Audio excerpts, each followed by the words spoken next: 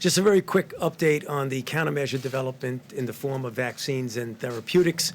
I had told this audience at a recent press briefing that we have a number of vaccine candidates and one prototype one to give you a feel for the time frame of a vaccine and what its impact might be now and in subsequent years, is that I told you we would have a vaccine that we would be putting into trials to see if it's safe and if it induces a response that you would predict would be protective in about 3 months.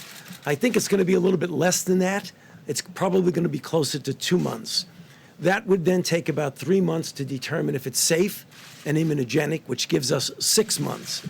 Then you graduate from a trial, which is phase 1 of 45 people, to a trial that involves hundreds, if not low thousands of people to determine efficacy.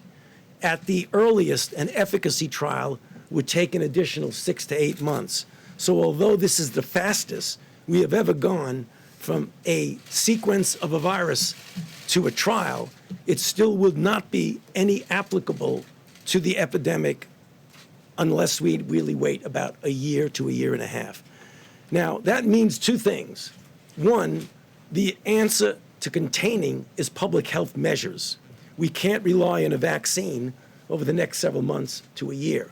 However, if this virus, which we have every reason to believe it is quite conceivable that it will happen, will go beyond just a season and come back and recycle next year. If that's the case, we hope to have a vaccine.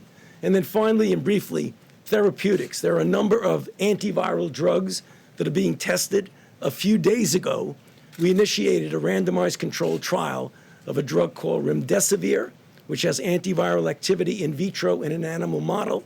The good news about that is that it's a trial that's randomized to either placebo or standard of care and drug and standard of care, which means that we will know reasonably soon whether it works. And if it does, we will then have an effective therapy to distribute.